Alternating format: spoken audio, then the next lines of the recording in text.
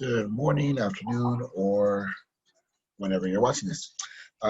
We are in the final week. We are in Geometry B, week 5 now. So pretty much we're going to end this class with trying to find the volume of a pyramid as well as the volume of a cone. What I have here is a very, very simple definition. Volume of a pyramid, make sure to write this down in your notes. The volume represented by V, of a pyramid with a base area of B and a height of H is given by the formula volume is equal to 1/3 BH, right? Notice that there's a capital B and a lowercase h. This is on purpose. Uh, you're going to see this a lot. Let's see if I can.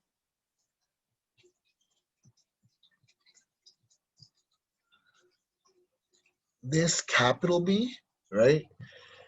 It represents, it's not a regular variable. It represents base area.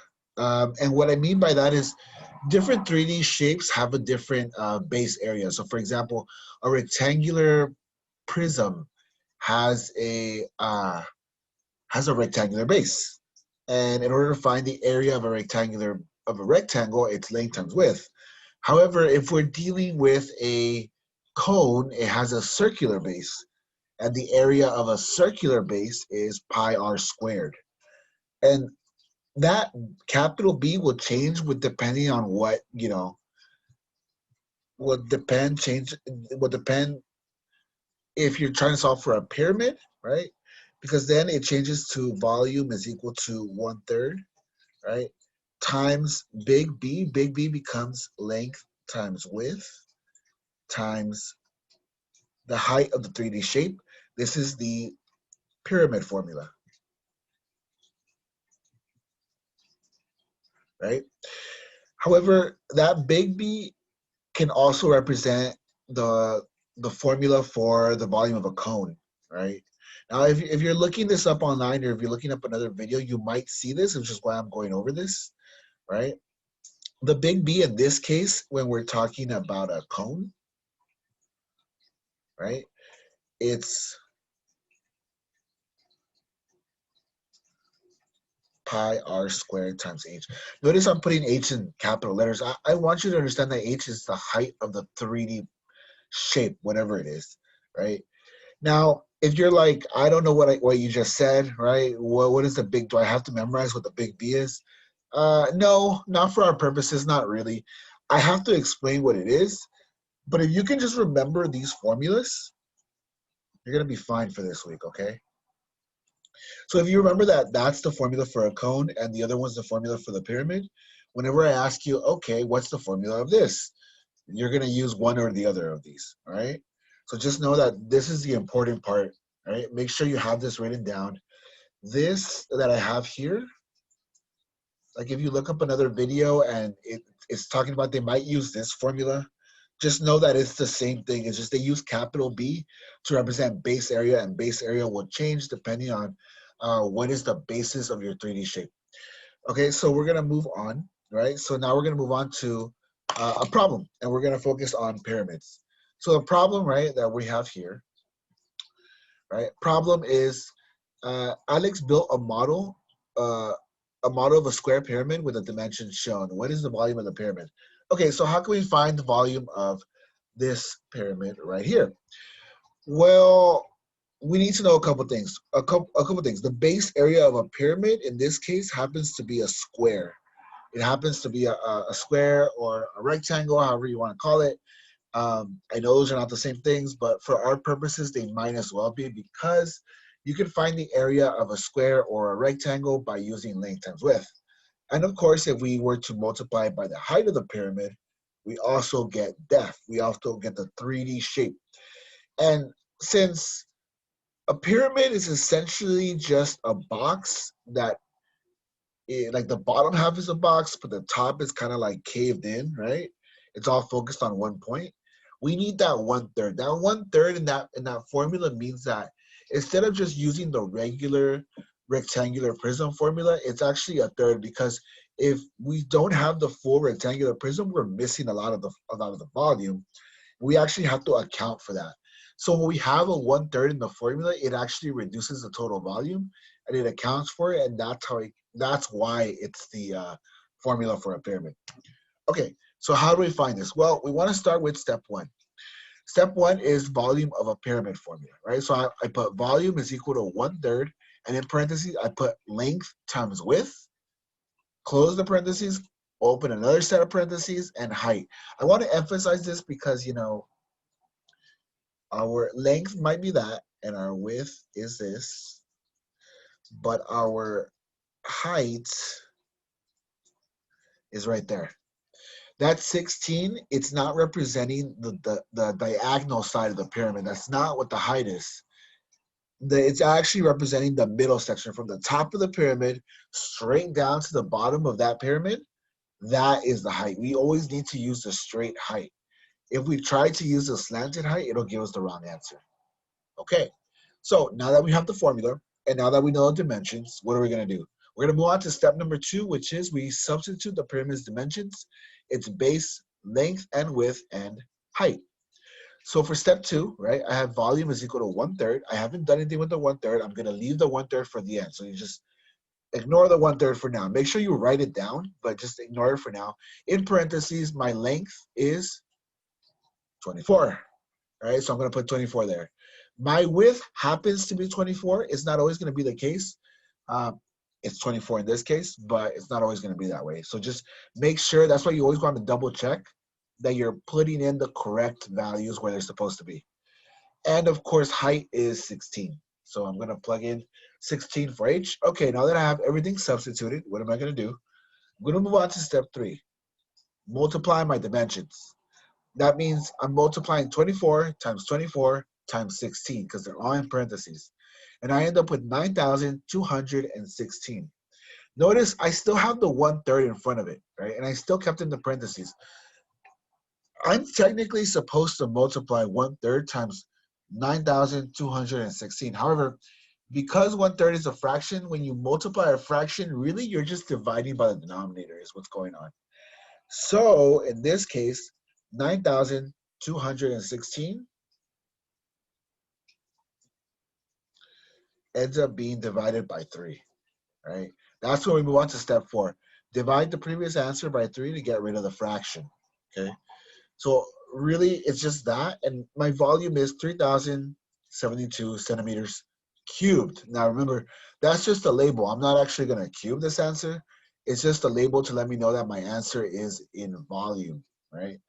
So, okay, cool. That's how you use the formula, and that's how you can solve it. Remember, if you have all the information, all you have to do is plug it into the formula, and the formula will basically take care of the problem for you. This is an easy version of the problem. However, we're going to move down here, right, to the second half, and we're going to do problem number 2, right? The pyramid is composed of wooden blocks that are in the shape of cubes. A block has the dimensions of 4 centimeters by 4 centimeters by 4 centimeters. How many wooden blocks did Alex use to build the pyramid? Okay, so now what we have an interpretation here.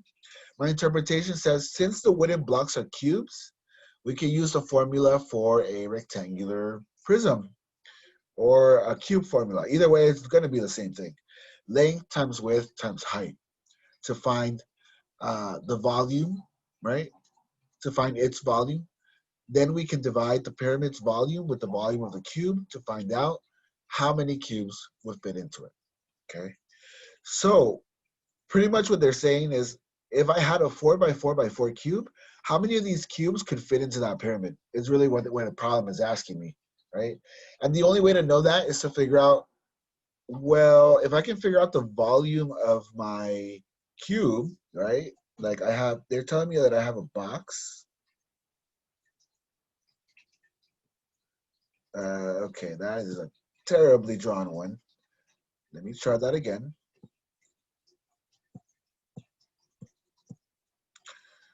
Okay, eraser.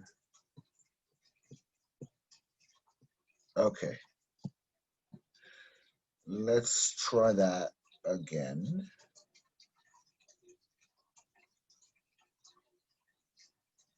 That's a little better.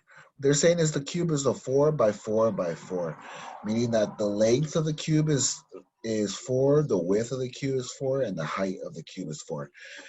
So in order to find the area of this one block, right, I'm going to be over here, right? I'm going to use the formula that I learned last week, which is length times width times height, which is the formula for a rectangular prism, which is essentially a cube, right? We're going to multiply all the dimensions, 4 times 4 times 4, which gives me a volume of 64 centimeters. Now, in order to figure out how many of these cubes can fit into the pyramid, I take the volume of my pyramid, which I found out in my previous problem, right, which was 3,072. And I'm going to divide that by my volume of the little blocks, right, the 64.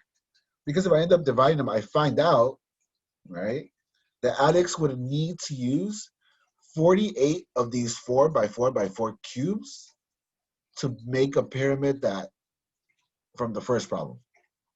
Okay, these are the kind of problems that you're going to run into. Okay, so really the first part where it's just like find the volume, those problems are easy, and I have every bit of confidence that every single one of you can figure those out, right? Because it's just a formula. Most of you guys have proven that you guys can use a formula, right? However, right, when we're doing these, the harder problems or the problems that show real understanding is if I give you a problem, a volume problem that's a slightly different, like, hey, how many of these volumes can fit into this other volume? You have to think, okay, what am I going to do to figure that out? In this case, it's just dividing, right? Most of the time, that would work. It doesn't work if you're dealing with cones and liquids. And if we're dealing with a liquid instead of a solid, we're going to have to use something else. And I'll show you what that means in the second half of this video. But for now, make sure you have all this down. We're going to move on to composite figures with pyramids now, okay? All right, problems. Find the volume of the composite figure, right? You guys remember composite figures from last week. It's multiple 3D shapes put into one, right? And there isn't one single formula to figure it out, so you're going to have to figure it out in sections. Interpretation. The composite figure is formed by one rectangular prism and 2 square pyramids on top of it, right? It's really important to keep track in composite figures which heights belong to which figure. Also, notice that there's 2 pyramids. Now, the pyramids are going to be the same, right? They're going to be absolutely the same. So really, I don't have to find the different dimensions for all of them. I just need to recognize that if I can find the first pyramid, the second pyramid is going to be the exact same thing. Now, a couple things. The heights of the pyramid is 3 feet. And the other pyramid is also going to be, the height of the pyramid is also going to be 3. The height of my box, or my rectangular prism, however,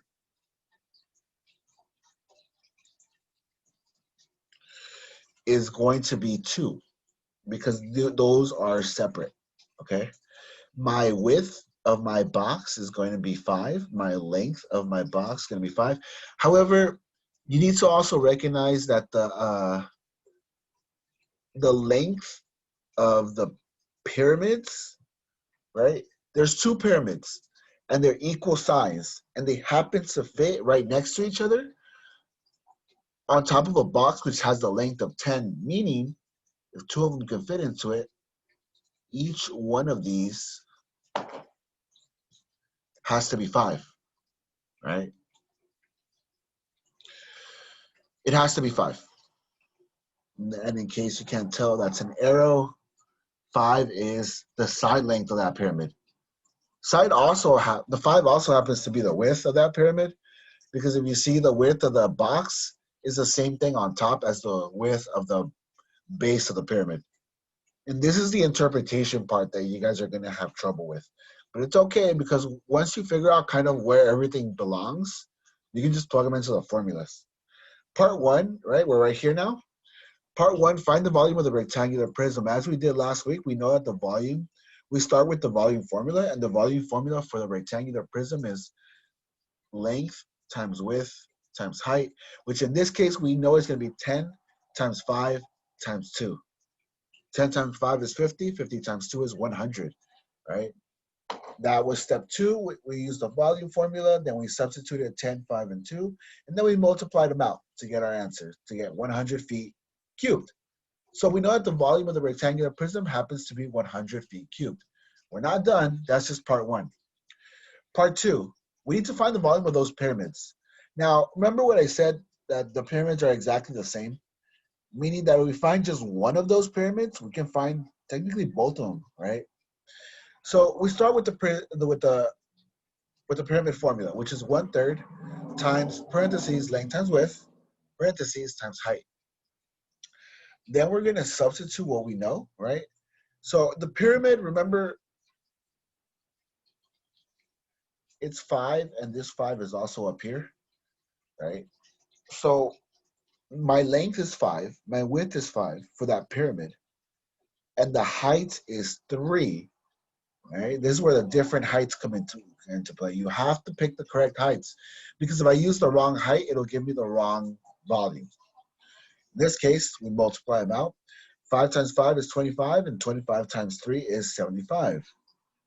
We're left with 75 times 1/3, right? Really what's going on is this. Now, if we put a 1 under a whole number like 75, it makes it into a fraction, but it doesn't change what it is. 75 divided by 1 is just 75. So I can do this. And when we're multiplying fractions, we're technically dividing. I know it says divide by 3. That's the shortcut, right? But I'm just showing you why the shortcut works. Because when we multiply those two fractions across, we end up with, surprise, surprise, 75 divided by 3. Which is why I just told you for step 4, hey, just divide it by 3. Whatever answer you get from multiplying your other values, just divide that by 3, and that gets rid of the fraction, because it skips and it avoids you from doing all this, right? This is algebra stuff, but right now, I don't want that to be the main focus. Just divide it by 3, and you'll be fine. Volume is equal to 25 feet cubed, okay? Now, here's where I want you to remember, there's 2 pyramids, which means that if this pyramid, the first pyramid, is 25, then this pyramid has to be 25 as well. And the box we know is 100. So now we're going to move on to step 3, or part 3. Add all the shapes' volumes. You cannot forget, if there are multiple shapes, make sure you add all of them. Volume for pyramid number 1 is just 25. Volume for pyramid number 2 is also 25 because they're the same. Volume of the rectangular prism is 100, meaning the volume of the composite shape, I guess, is 150 feet cubed. And that's how we solve the composite problem. Okay, make sure you get all this down, and we're going to move on. All right, this time we're doing cones. Now, cones are typically associated with ice cream or just weird cups, like, you know, those, what are they called? What am I thinking of? It's going to bug me. Snow cones. They're associated with snow cones. Anyways, sometimes disposable cups are in cones as well. And people use those to get water from like water coolers and stuff. This is where this example is coming from, okay? So problem, right? The problem says, find the volume of the cone, then find out how much liquid ounces it can hold. Hint, 1 cubic inch is equivalent to 0.554 flood ounces, right? That's a conversion, and we're going to use that later on.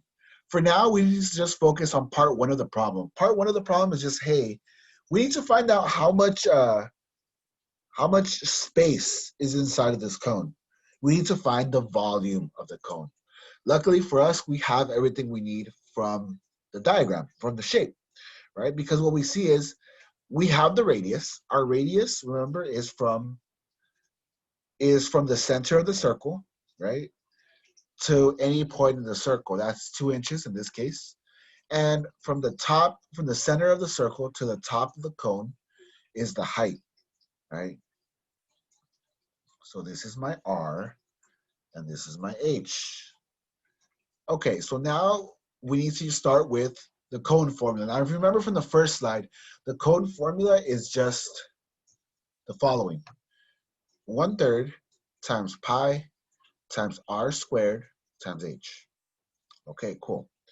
Now we're just gonna do substitution. Now I'm gonna rewrite the formula. Volume is equal to 1/3. In parentheses, pi becomes 3.14. It's the abbreviated version. If you're using a calculator, it'll give you 3.14 and it'll go on forever. But for now, for this one, just use 3.14 for the purposes of these problems, right? Close the parentheses, open them again. Our radius in this case happens to be 2, right? But if you notice here, you can't forget that it's squared, which means that I messed up. And I'm saying that because we always want to check our work. The answer that I have right here, down here, is incorrect. Okay. I really hope you were paying attention to that. So what are we going to do is we're going to just put it into the calculator and figure out what it is, right? Because the 2 squared means 2 times itself. It doesn't mean, I mean, in this case, I guess it does mean like 2 times 2. But if that was like a 4, it would mean 4 times 4. If that was like a 10, it would be 10 times 10. Squared means the same number times itself. So make sure not to make that mistake. So 2 times 2 in this case is 4. So it's 3.14 times 4 times 5 gives us 62.8. And then from there, I have to divide it by 3 to get rid of the fraction. So that will be divided by 3, and it gives us 20.93. Okay, then.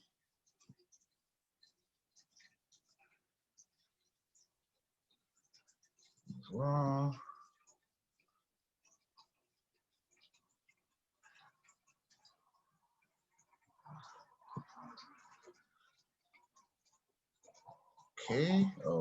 Okay, cool. Now we're back on track. So we know that the volume of that cone is 20.93 inches cubed. Okay, so we know the first part of this problem, but remember the problem is asking us, okay, after you find out the volume of the cone, can you figure out how many liquid ounces can it hold? We know how much volume, right, it can hold. And you might be thinking, well, why do I need to do this? Well, remember, if this is like a cooler, right, and you're trying to pour water in there, volume isn't going to help you as much as you might think because we measure liquids in ounces, not in volume. I mean, sometimes we measure liquids in volume, but in this case, we don't. Um, so how can you do that? All you need to do is do a simple conversion. And I know conversions might not be very simple for a lot of you. If this is the first time you're seeing this, just know that a conversion is a way for us to turn something from one unit of measure to a different unit of measure. In this case, we're trying to convert volume in the terms of inches cubed, and we're trying to turn it into the way that we measure liquids, right? Which is in flood ounces. Okay, so problem number 2, in order to find out how to the amount of flood ounces the cone can hold, you need to convert your volume into fluid ounces using a conversion, right? So you're going to make a fraction, 20.93 inches cubed divided by 1, and we're going to multiply it by the conversion by a conversion factor. Now, the conversion factor in here was given to us. They told us that 1 cubic inch is the same as 0.554 flood ounces. In other words, 1 cubic inch is smaller than 1 ounce, which is why converting is going to be tricky. But if we put another fraction next to it, and remember that x in there means that the two fractions are going to multiply, we're going to put flood ounces on top. We're going to put the thing that we want canceled out, in this case would be volume, as 1 inch cubed. Because remember, this says that 1 inch cubed is equal to 0.554. So 1 inch is equal to 0.554. That is the fraction that we want. That is the conversion. This will cancel out with this. And 20.93 times 0.54. In other words, our volume times whatever the flood ounce was will give us our answer.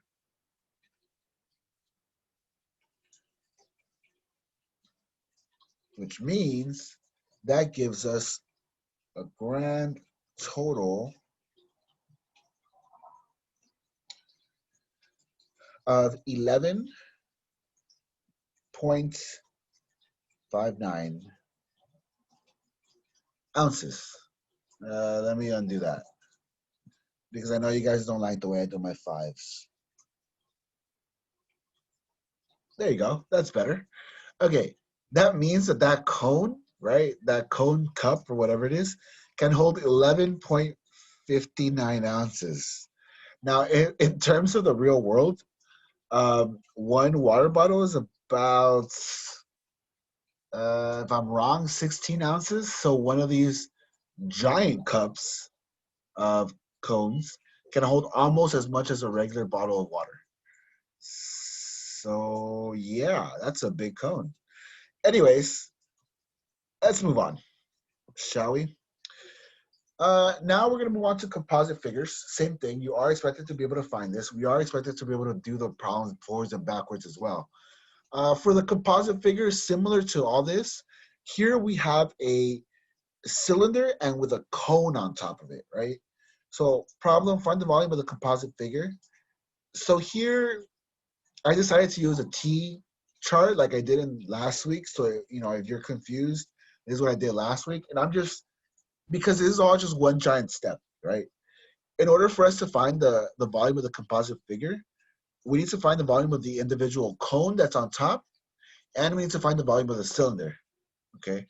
And they each use different formulas. So if you look, the volume of the cone, the formula is 1/3 pi r squared h. And the volume of a cylinder, which we learned last week, volume equals pi r squared h. Isn't that interesting? Do you guys notice that those two formulas are really, really similar? As a matter of fact, they're so similar that the only difference is the 1/3 part. Why? Because a cone is just a cylinder that is focused on top. It's just a cylinder that has a lot of its volume cut off. Approximately 1/3 of its volume, right? 2/3 of its volume is missing, essentially. That's what a cone is.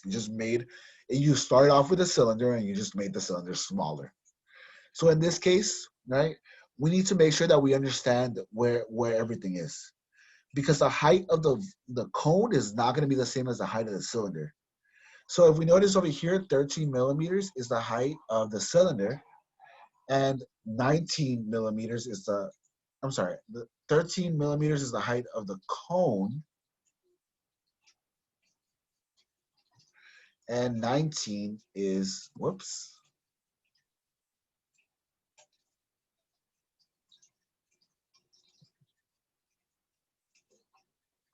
is a cylinder.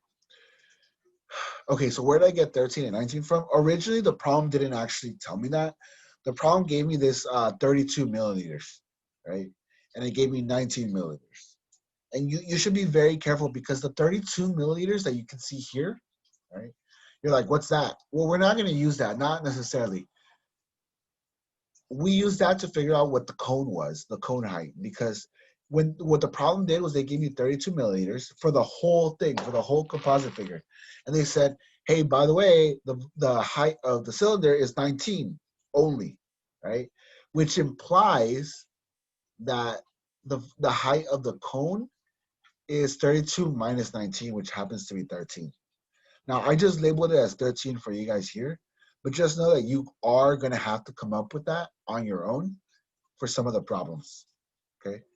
And, you know, part of the difficulty is that, and I know that some of you guys might be confused, just try your best, right? That's all I can really ask for. Just try your best, and if you make a mistake, you make a mistake. But show your work. You don't show your work, you don't get points. I've told that to some of you guys. If you're watching this, yeah, please show your work. Now,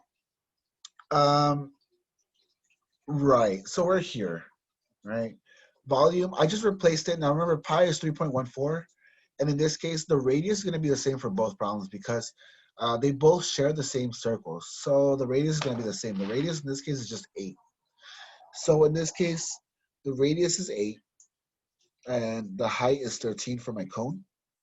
So below it says 1/3, 3.14 times 64. That checks out because 8 times 8 is 64.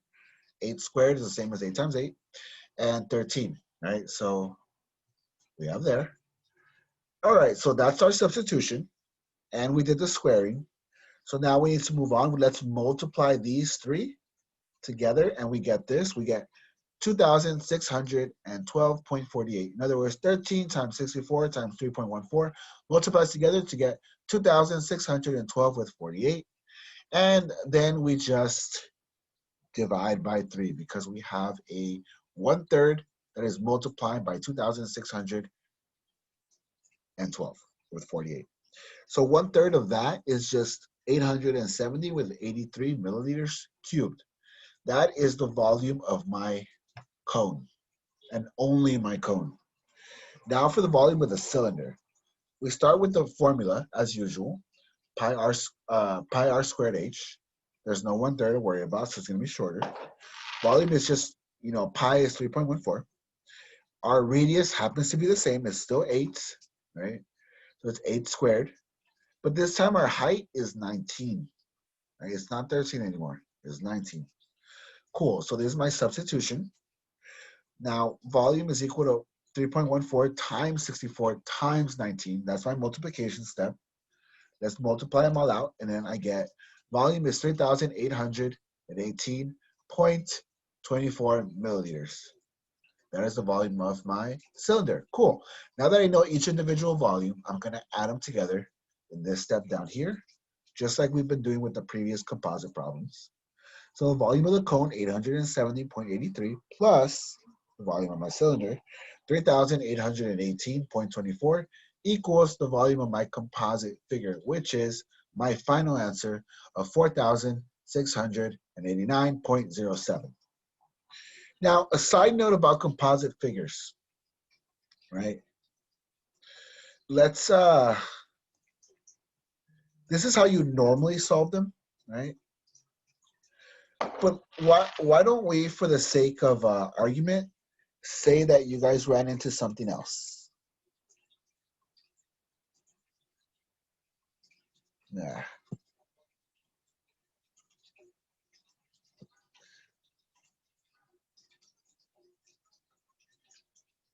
This is how long it takes me to draw one of these. So, be thankful that I do most of these on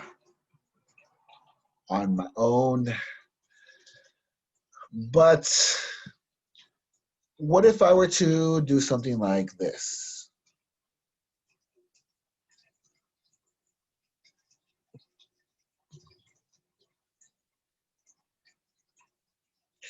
What if there were to be a cone inside of the cylinder, right? And they were to ask you, hey, can you find the volume of, this composite figure? Well, you do everything the same, right? You do everything the same, except at the end, instead of adding, you'd end up subtracting, okay? Because what's happening is that cone inside that cylinder doesn't exist. It's like if I had a solid block of cylinder, like made out of wood, like this is the same example from last time, and then I carved out a cone and I took out that space, my cylinder block no longer has the same amount of volume because I took out a cone out of it. Meaning I took out a bunch of the cone's volume, which means it doesn't exist, which means I have to subtract them to figure out whatever's left over, right? So just remember, if there's a 3D shape inside of another 3D shape and they're asking it's a composite problem, subtract it at the end, the final step. Instead of adding, just subtract it and you're done, okay? So, man, if you made it this far, congratulations, you survived. If Make sure you show all your work. Make sure you draw out the shapes to the best of your ability. And remember, everything is due Thursday. So Please, please, turn everything by Thursday. I will not accept late work. And that has doesn't have as much to do with me, right? It has to do with the fact that grades have to be submitted and into our system after Thursday. I actually don't have access to the system anymore, so I wouldn't be able to change them even if I wanted to. Um, so yeah, make sure to get everything in by Thursday midnight. That's the deadline. And good luck, guys.